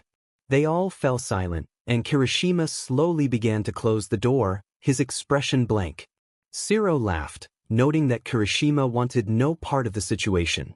Shinso commented on how calm they all seemed, while Todoroki expressed discomfort with the scene. Izuku tried to explain, but the door closed before he could finish, leaving him embarrassed. Todoroki placed a reassuring hand on his shoulder while gesturing toward the toy gun. Shinso remarked on Izuku's determination, while Shigaraki questioned if the toy even had a bullet. Back with Bakugo and Kirishima, Bakugo was annoyed and asked what was happening inside. Kirishima pointed to the door, and Bakugo, with a skeptical look, opened it. He found 𝔻𝕻𝕦𝕧𝕖𝕣 holding the toy gun to Izuku's head, leaving him expressionless. 𝔻𝕻𝕦 adjusted his glasses and insisted that it wasn't what it seemed, but the door closed again. Bakugo and Kirishima exchanged glances before comically walking away, and the screen faded to black. Toga expressed her disappointment at not seeing the monster yet, while Shiro reassured her that it was intentional because the author was unsure how to continue. Toga, confused, asked about the author, but Shiro quickly shifted the focus to a bloodied and bruised Midoriya, prompting Toga to look in the direction Shiro indicated. As the scene shifted, Shiro excitedly mentioned it was time for some memes. Kirishima expressed his desire to see a meme about Bakugo, and Shiro confirmed there was one. Kirishima playfully encouraged Bakugo to stay with him, while Bakugo found the comment amusingly inappropriate. Todoroki added his own quip about Bakugo's tendency to explode things. Recovery Girl lamented the situation, and May expressed her admiration for Bakugo's physique in a way that raised eyebrows. Todoroki remarked on how that sounded wrong, while Uraraka proudly declared her long-standing friendship with Deku, claiming victory in a non-existent competition. 𝔻𝕗𝕦𝕧𝕖𝕣 pointed out that it wasn't a contest and suggested that Bakugo held that title. Toga chimed in, claiming she would have made a great first friend. Shigaraki expressed frustration over people's fascination with a defeated villain, while Izuku reflected on the complexities of Gentle Criminal's character. Dabi and Bakugo simultaneously groaned in exasperation, questioning how they had missed the obvious. This opens up a whole new chapter for Todoroki's theories. He smiled, feeling a sense of excitement. Present Mike looked around, noticing Aizawa sipping nectar. He urged Aizawa to tie someone up, but Aizawa seemed lost in his drink. Todoroki thought to himself that it appeared V5 was in the making. Shiro, observing Todoroki's happiness, felt a sense of approval. Endeavor commented on the intimidating presence of someone, to which Todoroki expressed his surprise at his father's interest. Momo found Izuku adorable and playfully pinched his cheeks, a sentiment Todoroki echoed as he joined in the teasing. Death Arms remarked on the charm of handsome guys, but Maruko countered that sometimes those who appeared cute and flustered made the best partners, casting a glance at Izuku. Bakugo voiced his annoyance at the situation, while Kirishima found it amusing, pointing out Bakugo's resemblance to those being teased. Mineta chimed in, calling someone a reincarnation of a Mega Chad. Eri enthusiastically mimicked karate moves, delighting Aizawa, who spun her around. Dabi commented on the cuteness, earning a glare from Aizawa. Mineta expressed his doubts about his own intelligence, prompting Kaminari to tease him about it. Nijire shared her discomfort with how their names could spell someone else's, while Mina appreciated how it captured Izuku's smile. 𝔻𝕖 mentioned how his quirk had come just in time for UA, and Bakugo agreed. Kaminari expressed a desire to try something on Aizawa, but 𝔻𝕖 warned him about the consequences. Kaminari was undeterred, eager to see Aizawa's reaction. Uraraka noted Kaminari's smugness, and Kirishima added that it was menacing.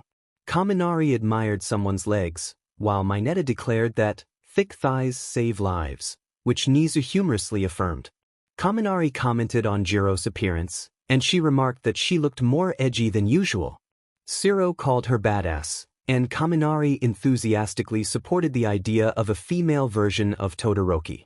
Izuku timidly agreed, while Kirishima expressed his admiration for a female version of Bakugo. Bakugo questioned Todoroki's choice, but Todoroki simply stated his preference for a female Midoriya. Mina and Momo exchanged uncertain glances, unsure of what was happening. Shiro announced they would be reacting to random content, prompting Kaminari to eagerly start. Koda shook his head, indicating that they were not being misled. 𝔻𝕖 expressed relief, fearing they were being deceived. Toga found someone attractive, and Mina shared that it was one of her favorite pictures. Momo agreed, noting how it complimented his kindness. Izuku shyly thanked them, but Mina expressed skepticism about the kindness. Kaminari rallied support for Team Momo, and Mineta enthusiastically joined in. Toru pointed out Momo's glowing legs, and Mina acknowledged it. Mineta waved a flag proclaiming "Ape is truth," while Kirishima countered with "Flat is justice," and others joined in the playful banter. Kaminari declared that "Medium is premium," thrashing his flag around. Todoroki remarked that he liked all sizes, challenging anyone who disagreed. Momo admitted she didn't know how to react, while Kirishima lamented the struggles of men. Kamui Woods agreed, and Backdraft questioned his relationship status. Jiro pointed out a comment that had gone unnoticed, prompting Shiro to ask everyone to ignore it. A chorus of voices erupted, calling out names and expressing their enthusiasm for various pairings. Melissa smiled and joined in, but Izuku fainted from the excitement. Uraraka insisted that her pairing with Izuku was better, while Ida supported her. Mei chimed in, suggesting another pairing looked cuter. Melissa affirmed their excitement, while Shiro sighed in exasperation. The narrative shifted as the author reflected on their birthday, feeling indifferent about the occasion. They expressed a desire for relaxation amidst school pressures, humorously contemplating their existence. The author addressed frustrations about discussions surrounding characters, emphasizing that Mina's identity should not be questioned based on race. They expressed their annoyance at misconceptions and clarified that one can be both Japanese and black. Apologizing for the chapter's content, the author expressed a desire to create meaningful work while managing their responsibilities. They promised to return with more content soon, and Mina questioned the lack of options for selecting universes in their viewing machine. Because a certain someone decided to be cheap, Shiro expressed his frustration. Mina looked confused, trying to understand what Shiro meant. Shiro telepathically communicated that he was broke. He then announced that they would be reacting to memes again, which he found amusing. 𝔻𝕖 shrugged and said they might as well go along with it, and everyone else nodded in agreement. Bakugo and Todoroki simultaneously remarked that they should have burned that place down when they had the chance. Kaminari protested, insisting they weren't that foolish, while Mineta agreed that they were being underestimated. Kirishima confirmed that it literally was the case. Ida declared his duty as class representative to protect his classmates, punctuating his statement with karate chops in the air. Izuku nervously added that it was also his duty. Momo noted that while she wasn't sure about the anime aspect, Izuku certainly had All Might's power on his side. Kirishima commented on how Izuku was just posing there menacingly. Todoroki agreed that it gave off the same vibe, while Itsuka remarked that boys would be boys. Ibra expressed shock at the lengths some would go for certain things, and Koda innocently asked how much one could sell their organs for. Tiger advised him that it was best not to know. Kirishima complimented Bakugo's cool hairstyle, and 𝔻𝕖 added that it looked good on Midoriya too. Todoroki remarked that his own hairstyle didn't fit, to which Tsu responded that it was too curly. Kaminari sniffled, claiming it was deep, and Kirishima echoed his sentiment. Uraraka was puzzled and asked who Juan was, to which Todoroki replied that it was a horse standing on a balcony. Jiro questioned what was so deep about that, and Kaminari explained it was Gen Z humor, which she wouldn't understand. Toga found it hilarious, while Shigaraki protested that he didn't do that. Dabi pointed out that Shigaraki had indeed spent 3 hours in the bathroom. Kurogiri reluctantly agreed with Dabi. Bakugo, frustrated, exclaimed his disbelief at the situation. Mina noted that they seemed to be getting along, and Momo commented on how nice it was not to see Bakugo screaming for once. Uraraka found Izuku to be innocent, and Jiro insisted he must be protected. Izuku awkwardly thanked them. Jiro then asked for an explanation about a character named Kira Yashikage, whose stand, Killer Queen, could turn anything it touched into a bomb. Mineta explained how it was somewhat similar to Bakugo's quirk.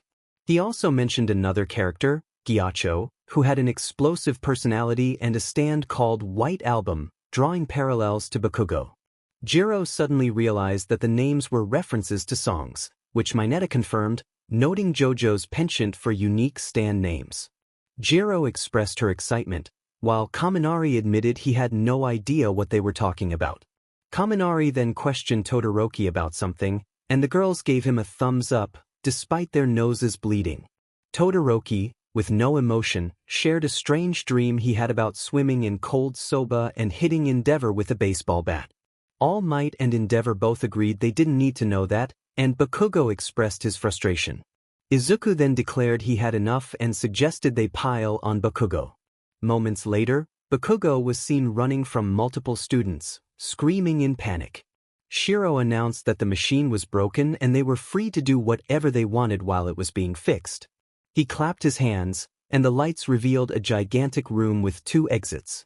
He sat down with a book and began reading. Class 1A stepped outside the theater room, amazed by the mansion's size, with floating chandeliers and numerous paintings adorning the walls. They wandered until they discovered a museum. Kaminari excitedly suggested they go in, and they entered to find a vast array of mysterious items, splitting up to explore. Kaminari's attention was drawn to a stone mask on the wall, which had an inscription beneath it claiming that whoever offered blood to the mask would gain unimaginable power and charisma. With a blank expression, Kaminari declared that the words couldn't stop him because he couldn't read. He took the mask and was about to put it on when Jiro approached him, questioning his actions. Kaminari smirked and proclaimed he was rejecting his humanity, letting out a dramatic scream.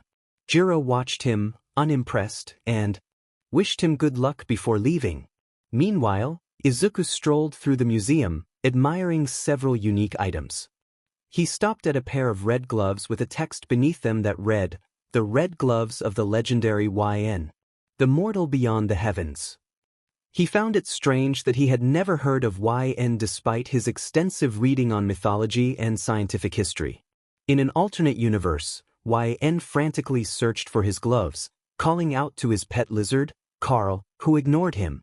Back with Izuku, he continued exploring and found an arrow with a message stating that stabbing oneself with it would unlock the physical manifestation of their soul. He recalled Mineta mentioning something about stand abilities and wondered if he could awaken his own. He raised the arrow in the air, contemplating its potential. Meanwhile, Momo and Mina walked through an aisle filled with books on myths and legends. Momo kept observing her surroundings while Mina whistled with her hands in her pockets. As Momo continued to scan the shelves, one book caught her attention, and she moved closer, her eyes widening in disbelief. This was the Necronomicon. One must not open or read this book at any cost. A mere glimpse could drive a person mad. This book was not meant to exist, but the influence of the old ones prevented its complete destruction. Momo marveled at its existence, recalling how H.P. Lovecraft had claimed it was merely a work of fiction. Just then, she felt a hand on her shoulder and turned to see Reiko from Class 1B. Reiko asked if Momo liked H.P.'s work too, to which Momo nodded, glancing back at the book. She admitted her fascination with the supernatural and inquired if Reiko shared that interest. Reiko smiled and nodded as they continued their conversation. Meanwhile, the teachers were exploring the giant mansion. Midnight remarked on its size as the rest of the heroes followed, sweat beading on their brows. 𝔻𝕗𝕬𝕦𝕬𝕬 opened a door to a room with walls and floors covered in pillows and blankets. His eyes sparkled with delight as he dove into a pile of pillows, quickly falling asleep. Present Mike entered, ready to call him out, but stopped short. He decided against it and left the room. The teachers continued their exploration until Nizu caught a whiff of something in the air. He exclaimed about the scent of tea, leaping off All Might's head and following it. Upon opening the door to the source, he was met with an overwhelming sight of tea, causing him to drop to his knees in joy, exclaiming that he had opened heaven's door before happily drinking some. With Nizu gone, Midnight wondered where to go next. Snipe mentioned seeing a shooting range nearby and saluted before heading off in another direction. The others split up until only All Might and AFO remained. All Might asked if AFO had followed them, to which AFO admitted he was simply curious about the heroes' activities. All Might then suggested they check out a cool place he had spotted, and AFO agreed, following him. They entered a room filled with games and various items. All Might noticed a stone staff and approached it, reading the inscription that stated it was Yui, the staff of Morijin, also known as the Monkey King. The staff weighed an incredible amount, and only a god could lift it. AFO commented that he was sure All Might couldn't lift it. With a smirk, All Might transformed into his buff form and attempted to lift the staff, only to have his clothes tear in the process. AFO pointed out that he had been right. All Might returned to his normal form and challenged AFO to try lifting it, but AFO shook his head, stating that if All Might couldn't do it, he wouldn't be able to either. Shiro pressed some buttons on a machine, which dropped a piece of paper that he picked up and showed to everyone. It was titled, Wandering a Haunted Forest PT2.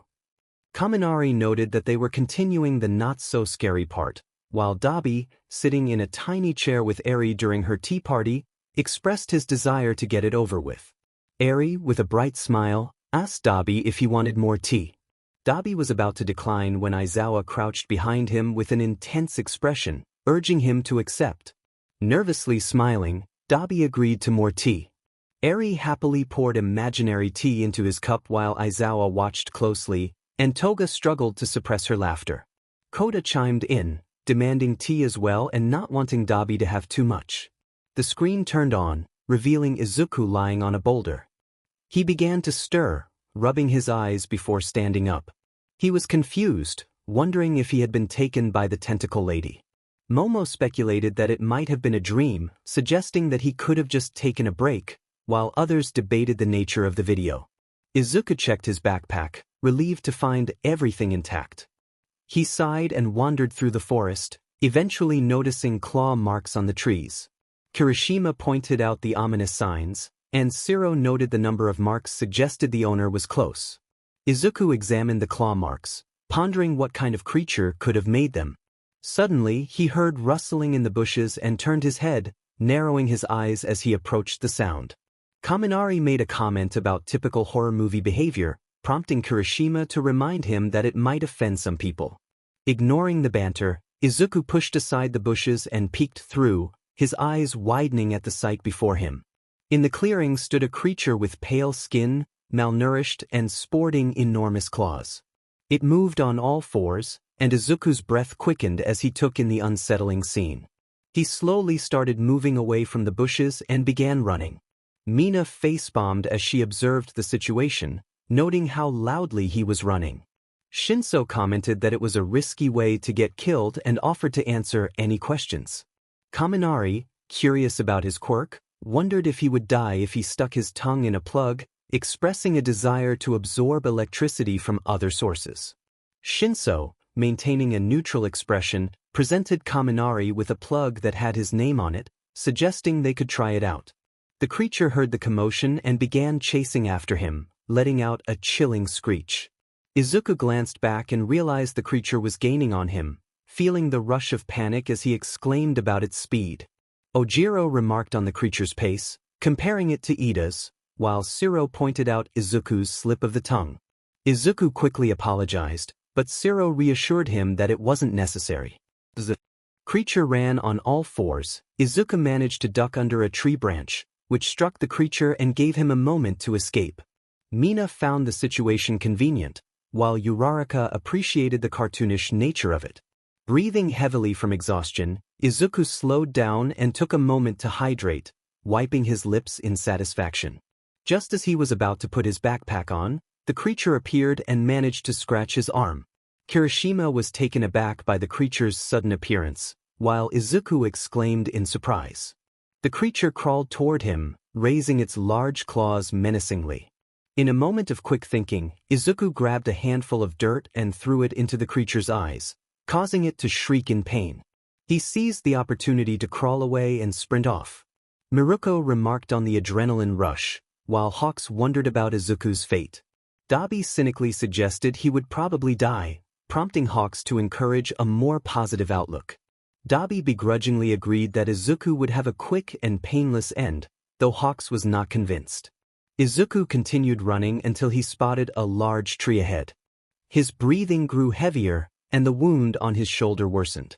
He applied pressure to the injury to slow the bleeding, recalling Recovery Girl's advice about managing wounds.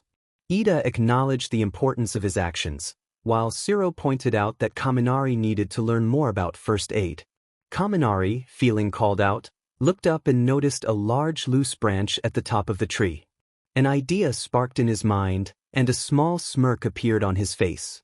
As the creature approached, Izuku rammed his body against the tree, causing it to shake violently before the branch fell onto the creature's back just as it was about to reach him.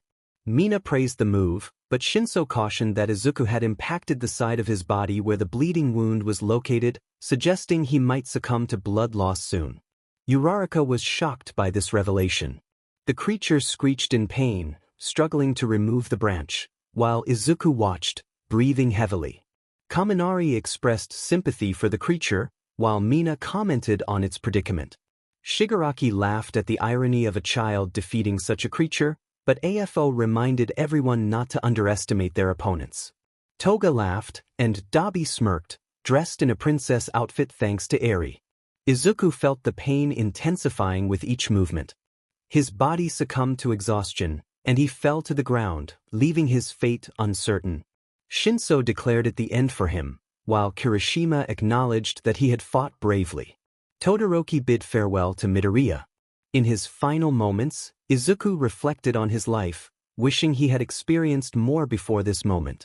The video ended, leaving Kamui Woods feeling sympathetic for the young hero, while Kaminari suggested they honor his memory.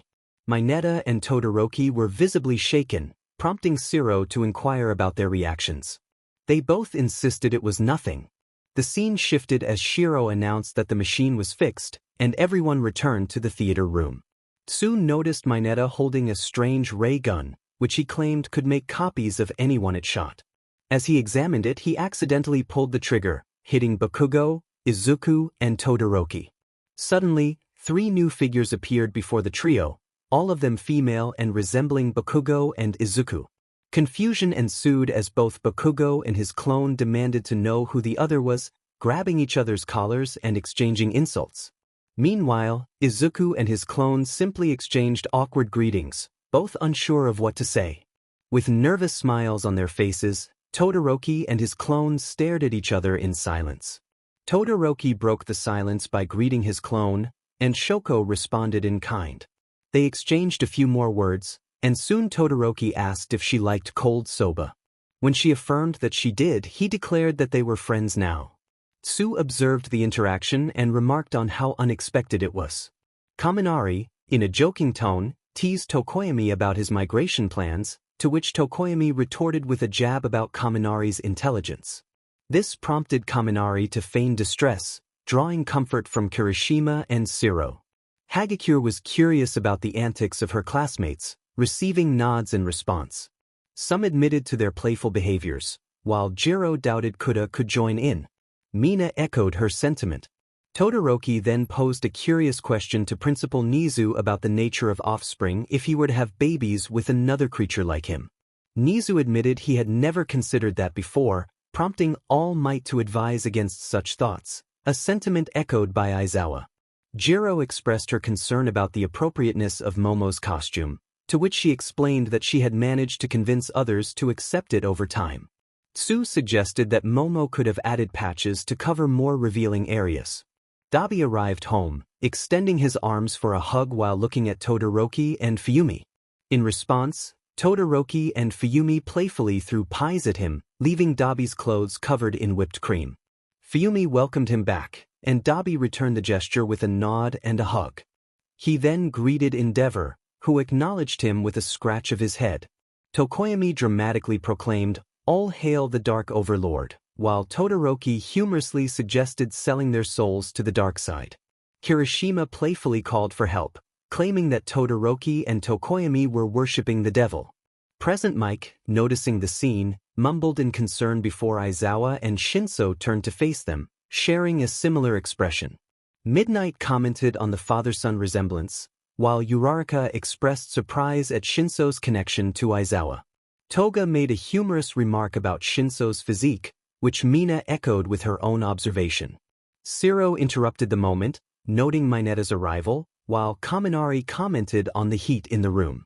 Shiro mentioned a compliment from the man upstairs, which puzzled Miruko, who questioned the origin of a photo she didn't recall taking. Todoroki speculated about Miruko's competitive nature, and Hawks confirmed his assessment.